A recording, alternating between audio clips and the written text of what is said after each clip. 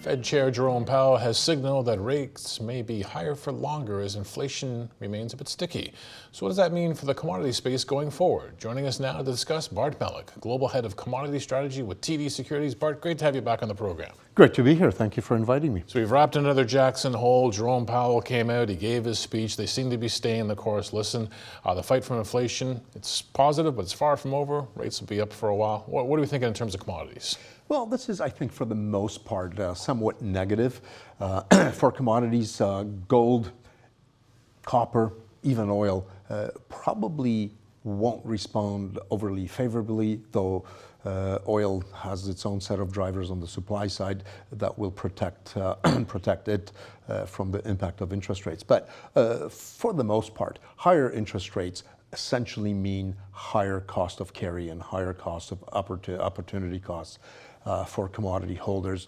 On the margin, that implies you might want to hold lower inventories. You might want to go lease out things like gold, like silver, to the broader market and make physical metal more available. So all in all, it is a negative. To what extent it is a negative will very much depend on how high rates go and how long they stay there. The higher they go, the more negative it is.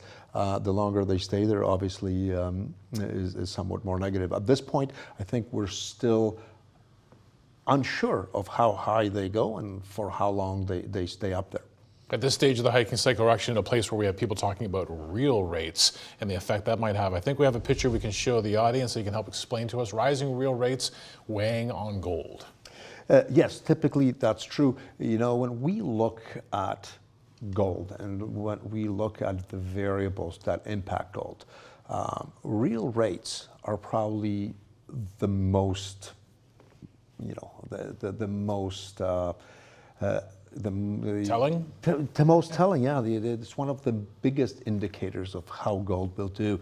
And certainly over the short run, as the Federal Reserve keeps rates at, whether it's 550 or somewhat higher for a prolonged period, and inflation starts moving lower, ironically, what you will likely get is even higher real rates. So real rates are really just defined as nominal rates less inflation.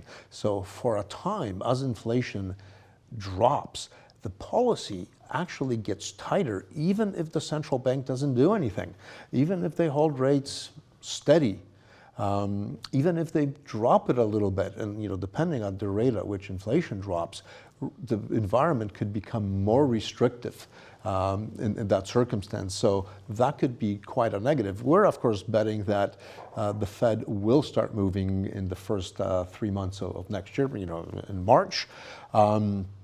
But we're still not sure how core inflation and how inflation respond. But for now, as inflation drops, that could actually be worse for the market than I think most people realize. That's the best explanation I've heard of real rates and how they pass through in the economy a long time. So thanks for that. The audience thanks you for it.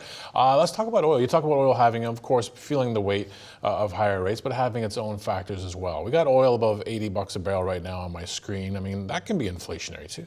Well, certainly.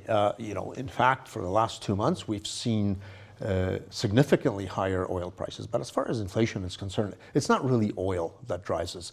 It's gasoline and diesel. None of us put actual oil in the gas tank because probably would break the car. We put refined products in, and those have actually outperformed the crude market. And part of the reason here is that inventories are very, very low.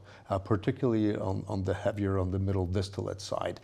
So as we move forward, and we're still looking at an increase in demand of some 2 million barrels per day this year, not only will we have to satisfy that demand, to fill your car up, to run industry, but we're also going to have to run crude through the refining system to try to lift those inventories.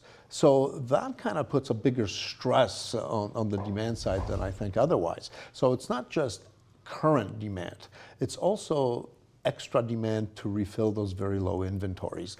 Right now, crack spreads, are quite high, and that's just the premium, if you like, of products versus the input, the oil, are quite high. I think for diesel, as much as close to $50 or so, and that means that there's a lot of incentive on the part of refiners to process as much crude as they possibly can, because they're making a good buck out of it. So why not? And inventories are low. They don't have to really worry about prices collapsing anytime soon. Demand is firm. So as we move into the wintertime, as we use oil for heating and so on, we could see that spread continue to be quite robust, and that will continue also to drive demand over and above what the macroeconomy is doing. And of course, we are facing some challenges on the macroeconomy with higher rates. Many people, including us, are talking about a recession in the United States. China. Well, China. Yeah, let's bring up China, right? Because I feel like this has been sort of like the economic elephant, just sort of sitting off here to the side as we discuss these other issues. The economy is not going gangbusters there, and they're not doing all that much. Like a few things around the margins to try to get it going again. Well, we haven't seen really aggressive stimulus. There are those who think that that'll come, but so far we've seen very modest measures.